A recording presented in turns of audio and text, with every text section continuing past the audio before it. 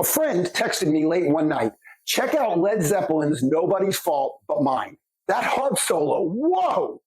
That was all it took for me to dive 5 tracks deep down a Led Zeppelin rabbit hole.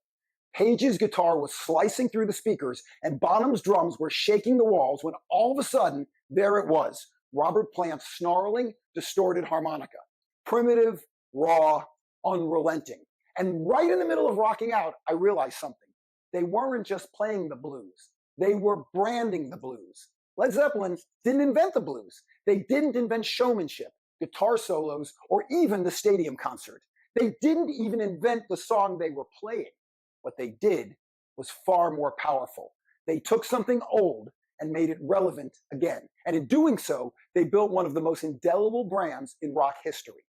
But first, a story. Years ago, I was invited to speak at a branding summit in London. The venue was a converted church near Soho, all stained glass and stark acoustics. I had talked about branding legacy products, things we've known for so long that we take them for granted.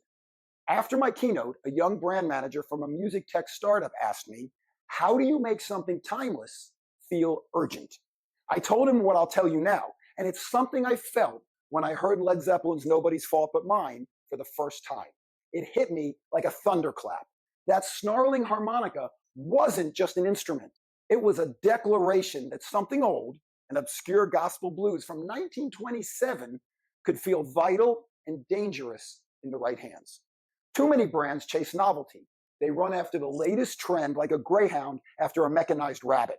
But what sticks isn't newness, it's resonance. Led Zeppelin didn't always write new songs. Instead, they reinterpreted old ones with such authority, such authenticity, such audacity, it felt like they owned them. Branding works the same way. You don't have to reinvent the wheel. You have to make the wheel matter now. Want business examples? Nike didn't invent ambition. They put a swoosh on it. Patagonia didn't invent purpose. They wrapped it in fleece and sent it up a mountain.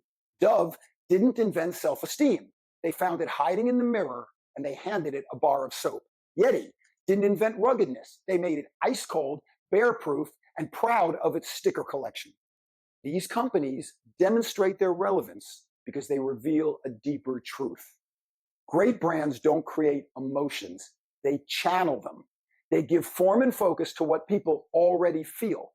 The trick is not in what you say, it's in how people feel when you say it. So what's the branding lesson? It's easy to say, but not easy to do. Find the truth your brand stands on. Then turn up the volume until people can't ignore it. Don't waste your energy trying to be first. Be right, be real, be resonant, be relevant. Led Zeppelin did it with their full frontal audio assault. What are you doing it with? Do you want to make your brand sing? I keynoted conferences worldwide working with companies that want to clarify their messaging and connect with their audiences. I'm starting to fill my 2026 calendar, and I would love to discuss your upcoming events with you. If you're ready to turn up the volume on your brand's voice, let's talk. Because when your brand resonates, the world doesn't just listen, they remember and respond.